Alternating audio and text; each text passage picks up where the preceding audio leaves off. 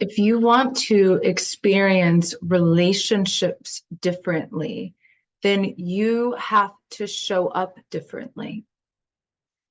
It is so common for us to look at what the other person in the relationship is doing or not doing, how they are behaving or not behaving, or if they're not meeting expectations that we have, or if they're not honoring boundaries, if they're not hearing you, or if you feel invisible. And this can keep us in a spiral of going down loopholes, like researching the why of their behavior. Oh, maybe it's trauma. Maybe it's the way their mom treated them. Maybe they're narcissistic. Maybe they have borderline personality, right? You get really lost in their why.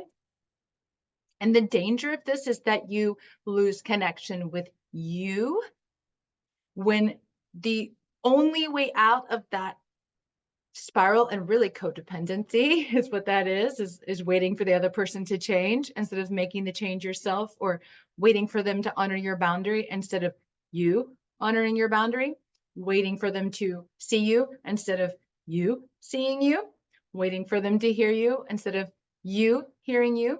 The only way out of that cycle, which leaves you depleted and exhausted and drained and unhappy in the relationship, is for you to focus on you. This is exactly what really shifted everything for me. When I was in an unhealthy, very karmic relationship many years ago, I was so lost in the relationship because I kept all my focus on him. And it wasn't until I turned my focus onto me, my inner needs, my inner feelings, my desires, my own inner experience, that I could see me and stop only seeing him. I was wanting him to see me, but I wasn't seeing me, because you can't speak your truth. You don't know what your inner voice is saying to you. You can't be honest with another if you're not radically honest with yourself about how, for example, another person's behavior is affecting you. And you can't expect them to honor your boundaries. This one was really hard for me. If you are not honoring your boundaries. And our capacity to honor our boundaries depends on how internally safe we feel, which is a huge component of all of my one-on-one and group offerings, creating deep internal safety. Because the reason we don't speak the truth is because we don't feel internally safe to do so.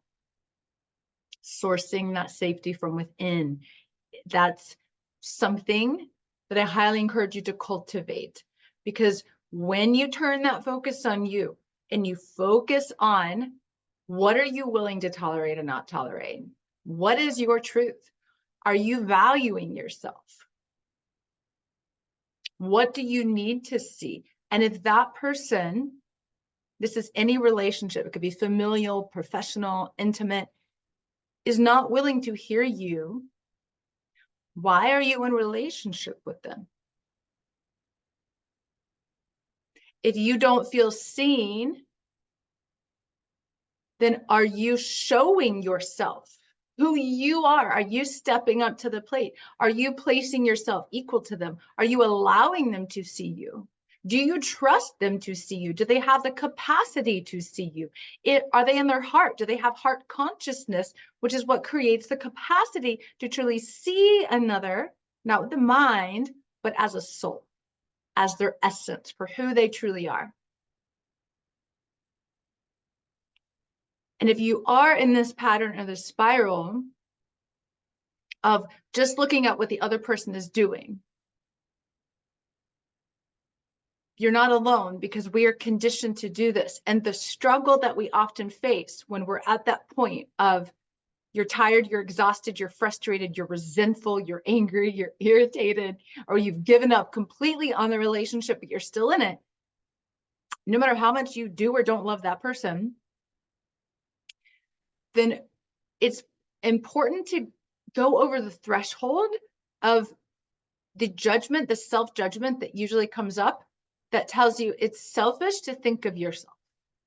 This is what often stops particularly women from focusing on themselves, is you think it's unloving to think about you. This is a deeply rooted belief, deeply embedded in the subconscious minds of all women. I can guarantee it, around the world, regardless of how they were raised. It's deeply embedded in the collective belief system that we inherited thousands of years ago, when in relationships, women were not allowed to have a self. This is the old paradigm of relationships rooted in possession, not love. Possession, not freedom. Possession, unequal power dynamics, not shared power and equality. And unfortunately, regardless of what you consciously think, these show up in how we still relate to others in modern day relationships, regardless of how feminist we think we are.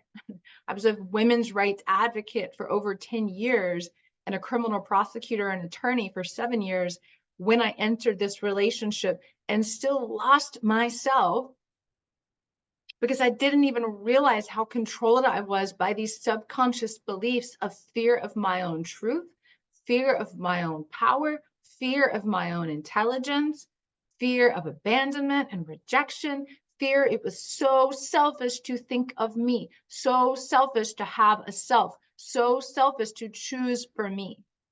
This is the kind of programming, inherited belief system that I am incredibly passionate about helping you untangle yourself from, as you simultaneously anchor into the truth of your divinity.